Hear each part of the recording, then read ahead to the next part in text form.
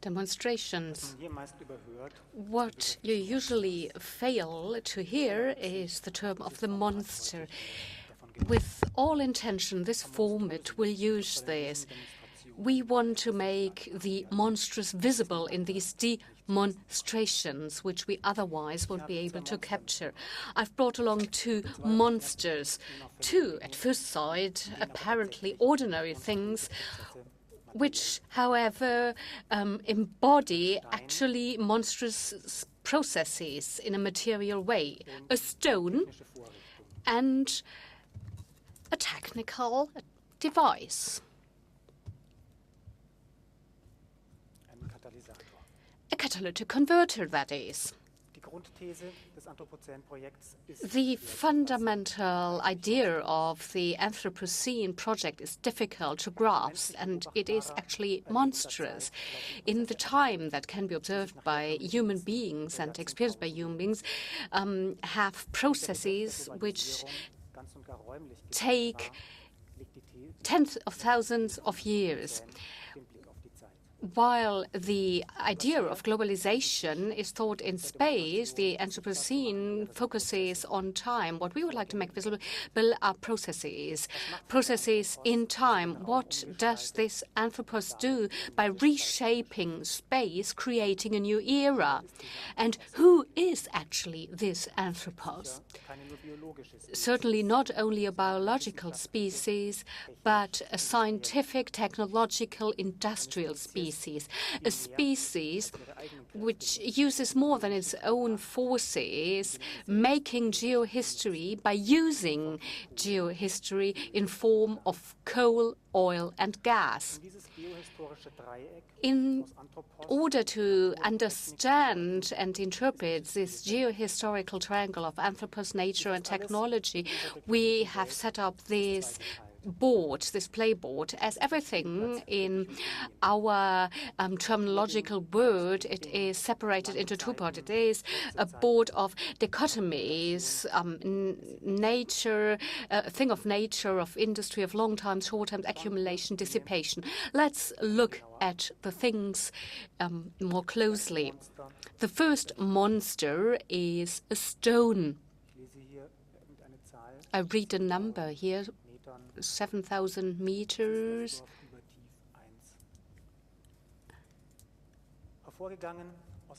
It comes of prehistoric forms of life which are far away, of sedimentation, erosion.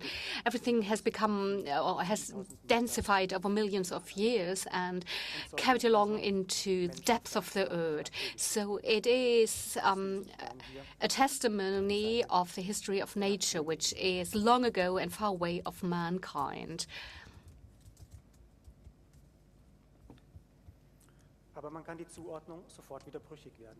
But this allocation becomes fragile again because this stone comes from the oil industry of a commercial record drilling of 1980. An extremely expensive drilling of more than 7,000 meters. From a region which you wouldn't know as an oil-rich region, from Austria, from the Vienna basin, and there often valley in the Alpine Carpathian bend, 8,000 meters deep. It is representative of a fossil time sediment and bedrock, but here geological, paleolithic time, but also technological and economic axes are represented here. Well, let's keep it as a thing of nature. The next thing, the next monster is a technological industrial thing. A catalytic converter. To be more exact, a ceramic body which is vaporized with active chemical elements, platinum and rhodium. This device is considered to be as green technology since the 1980s, and nitrogen oxides are post-burned after the first combustion in the engine.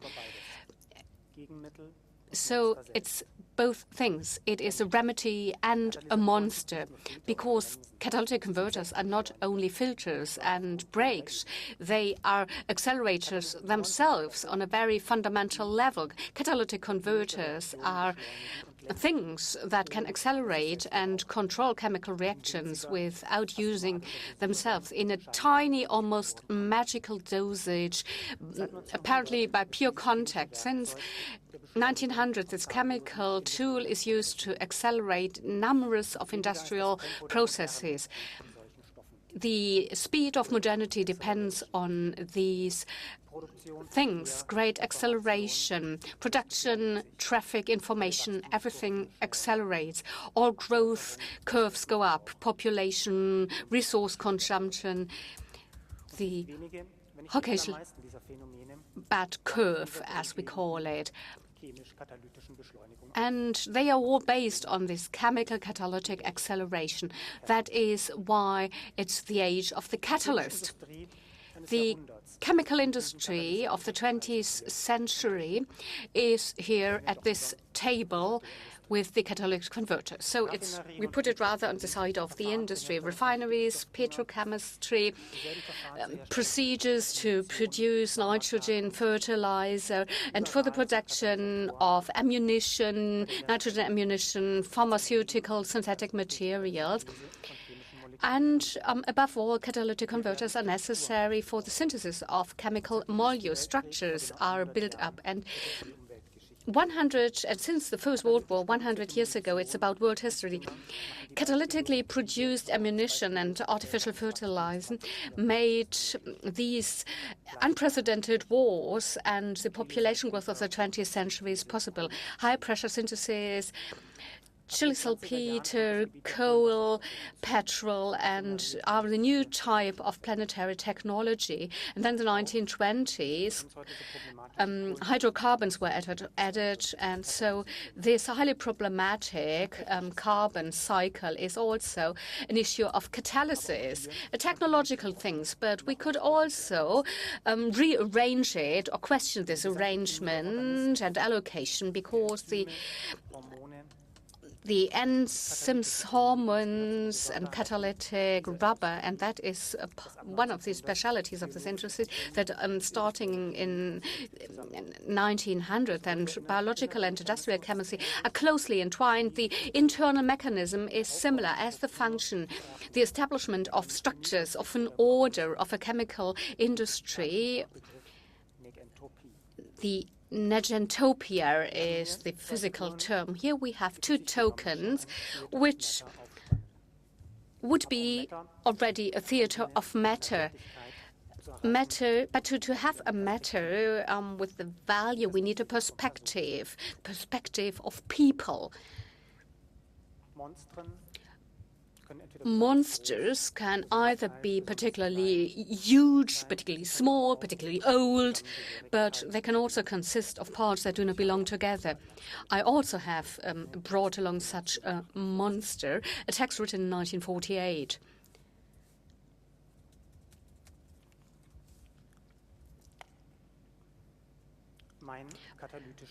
My catalytic journey of life, an autobiographic notes of a chemist philosopher.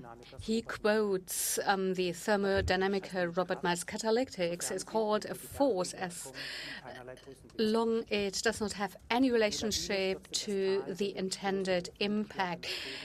An avalanche plunges into the valley. A wind or the stroke of a berg's winds are the catalytic force which give the signal for the plunge and for the expanding destruction. And then it starts with a destructive avalanche in the mountains. He starts a report on a productive intellectual biography. May I report very briefly, is the first sentence, how I first met catalysis and what the consequences of these meetings were. And in contact with this term, with this idea, life of researchers started. This text was written by Alvin Mittag as head of a laboratory of BASF and as an inventor of artificial catalyst masses. He wrote a history of industry up to the 1930s. My catalytic journey of life, the absurd and symptomatic clarity become apparent. The life of a researcher adds to the development of industrial principle, and then this hits back. The industrial principles shall interpret the life of a researcher. Actually, Alvin Mittag did not only make a contribution to industrial developments, he also contributed more than others to the interpretation of this industry. A huge work of nature philosophy, books such as Nietzsche as a philosopher of nature, Goethe, Durbaneyer, and the catalysis and determinism. Catalytic converters become, according to Mittag, a model of steering and control. They interfere with huge chemical mechanisms as human beings with human mind and intention. The catalytic converter as a token for a human being in an era that was formed by catalysis is less the position of the chemist, philosopher, and more the position of the anthropos that is interesting in this triangle, representing 7 billion anthropoi we see on this map. What can we play on this board? Who plays what? Who will win? So it might make sense not to have a plot. And actually, outside of this board, these things act enough. We would rather like to find out more about the processes stored in these things, along and beyond this dichotomic line. Another token. Arrangement 1, time. One of the fundamental measures of time, of human time, is a second of heartbeat. If you add up all the seconds of human life, so you get a couple of billions of seconds, 9 digits, that is. We have it here on this timeline, at the center of this timeline. Now the timeline of the stone. Stones are always ancient. All pebble stones are a messenger from time immemorial. But as the stone is so old, as it is a messenger of the history of Earth. The history of Earth is what we are interested in when we look at fossil resources. Several of hundreds of thousands of years of fossil life activities are necessary to cover just a single year of our current consumption of oil and gas. So we may add another digits here. And this access to time goes even further. The formation out of which this stone comes, which is now used by industry, is 100 million years old.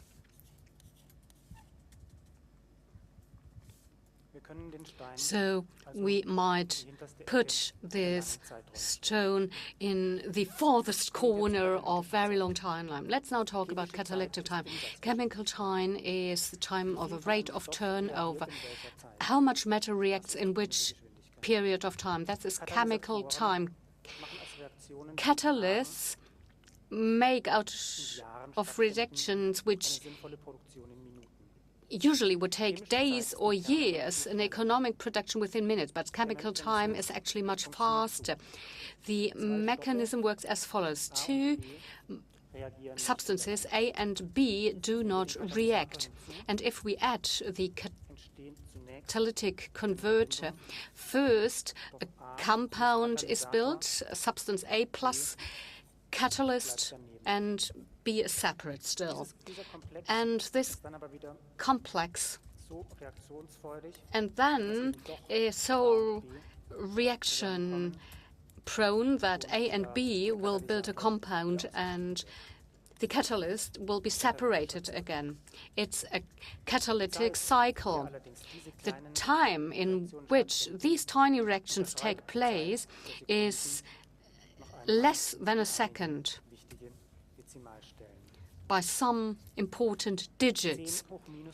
10 to the power of 13 seconds is the time of chemistry.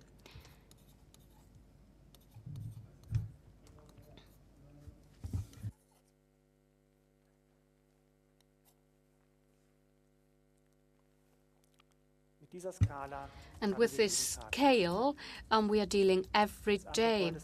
The anthropoi of the Anthropocene using fossil catalytically produced substances, even our food. But it's not only about the quantity of timelines, but also about their structures, if they're linear or cyclical.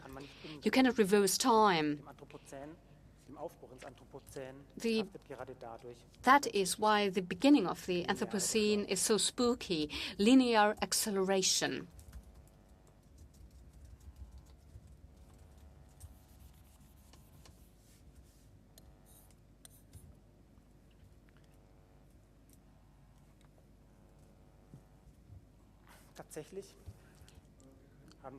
Actually, fossil and catalytic time, and that is also the time of the Anthropos, but also have to do with cyclical tokens.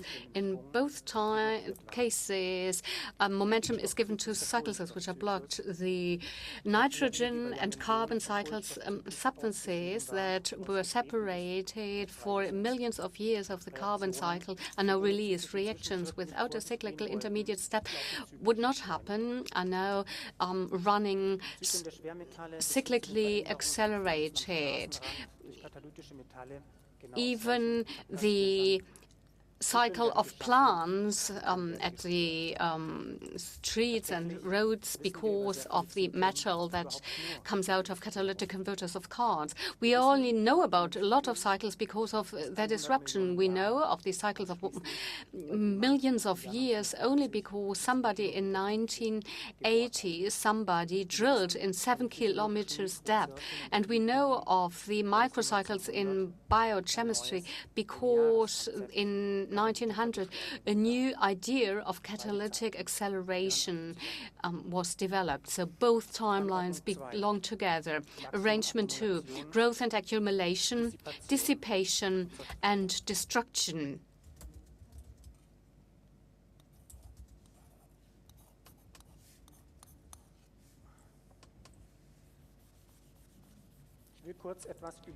Let me say a few words about the value of these things. This drilling head, and to take this stone out of the head, cost in 1980 100 million of euros. So we might add it to the scale, but at the same time, I got this drilling head as a present. Dissipation. This catalytic converter I bought at Autopresse Tempelhof and I paid 80 euros.